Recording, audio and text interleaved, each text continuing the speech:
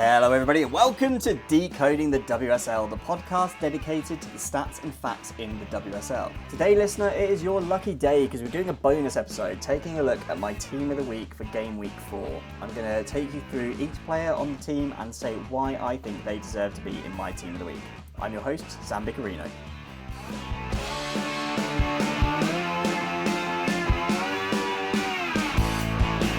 Yes, thank you for joining me, listener, on our little bonus episode this week. I'm going to go through the team of the week that you may have seen put out on my social media.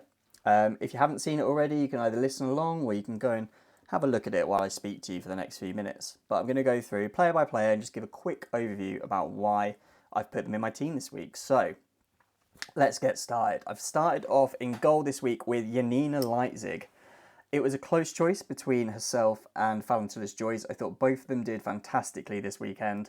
I thought Tullis-Joyce probably faced more difficult shots, but the shots that Janina Leitzig faced were of a higher quality than the ones that Tullis-Joyce did. So she's the one that I picked, partly because of that and partly because obviously her saves also meant that, if she let in one of them, they would have lost a point. Whereas for Tullis-Joyce, if she'd let in one or two, Manchester United would still have won the game. So Janina Leitzig gets my spot in goal.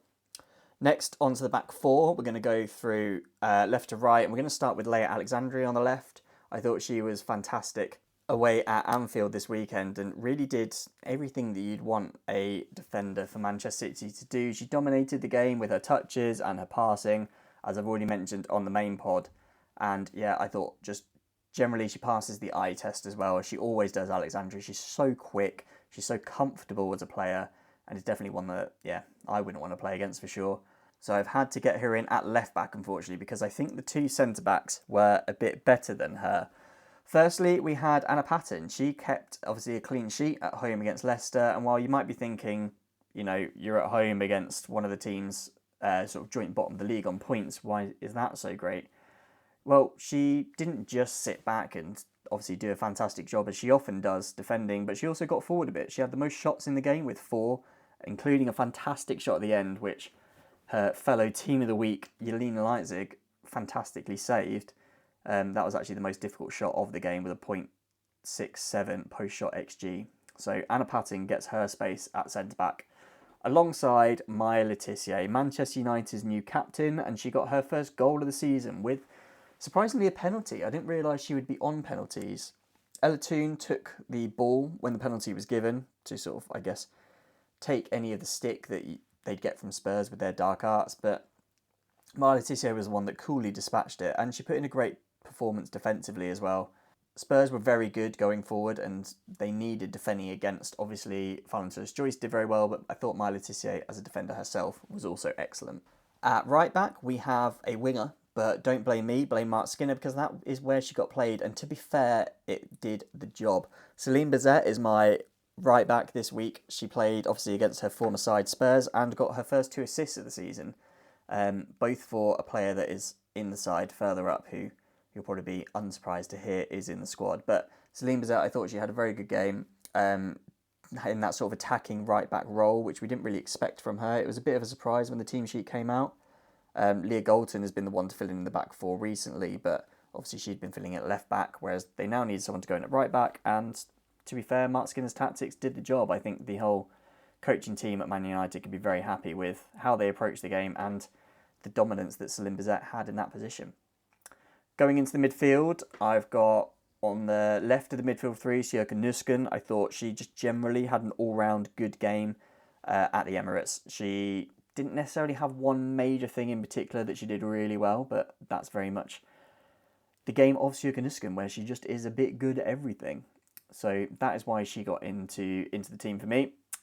The sort of centre of the midfield three for me was Vicky Losada, obviously a player with a lot of really good experience within the game, and she showed that today. She was the player that really ran the show for Brighton more than any other. Normally it's Yorlin Karabali that is the player that's been sort of dominating Brighton's play this season, but Vicky Losada was that one today. She completed the most passes in the game despite not being a defender, and I just thought, again, one of those that passes the eye test so well. She deserved her spot. On the right of the midfield three is Grace Clinton for me. I think she's one that's, will make quite a few of these Team of the Weeks as the season goes on. Unsurprisingly, I think this is already her second involvement of the season. And yeah, she, again, just had a really good, solid game. She didn't necessarily score goals, but she's not...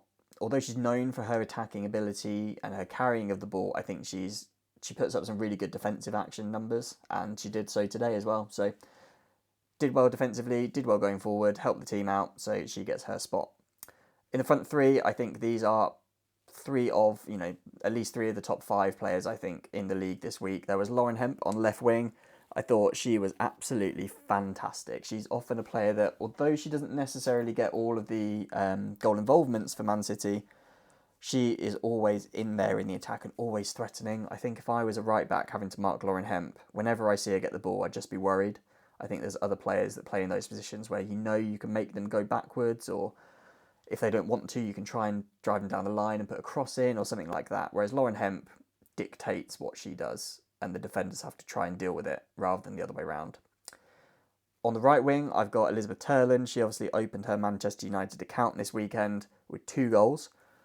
And what 2 goals they were. The header that she beat Ash Neville in the air for was, a pretty standard forwards goal. You see those sort of goals every week, but the volley that she scored, while being sort of pushed aside by Molly Bartrip, she stood her ground, she got her leg up to a ridiculous position to score, to connect with the ball in, and obviously to then put it past Becky Spencer. And yeah, I just thought she was definitely deserving of her Team of the Week, even if she probably could have got a hat-trick as well near the end, but, can't have it all your own way, can you?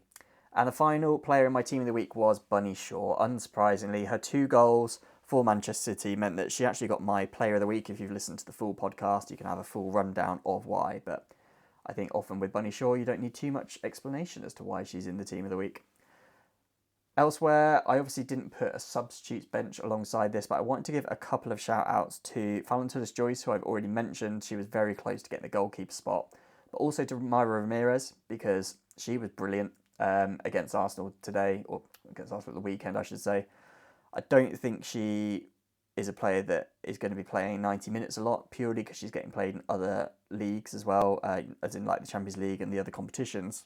But she obviously is a fantastic player, and if she plays a few more minutes, she'll get a few more goals, she'll have a bit more involvement in the game, and will likely get more of my Team of the Weeks going forward. The other 2 players I wanted to highlight were Khadijah Buchanan and Millie Bright, because I thought they were both also fantastic against Arsenal. Arsenal had a lot of chances going forward, and whether that's shots, whether that is driving forward and making those progressive carries, progressive passes, those sort of things, and they were the players that were putting in those defensive actions to snub Arsenal out, really, and to make it quite a drab day for the Gunners. But yeah, there's some honourable mentions, but those are my 11 players for the Team of the Week. I've already posted it on my Twitter and on X and on Instagram, so go check it out. You can find me at Stattorino on all socials, and let me know if there's any other players that you think were ones that should be in the team, or if you think there are any players there that should have been my Player of the Week instead of Bunny Shaw. I hope you've enjoyed this little bonus episode. If you like the format, do let me know, either in the show notes or on social media in some sort of capacity, whether that's a DM or a reply or something. It's a format I've toyed with a little bit doing, but haven't really overly committed to it one way or the other. But let me know if you like it, and I'll keep doing it. Otherwise, listener, have a good week, and I'll speak to you at the next one.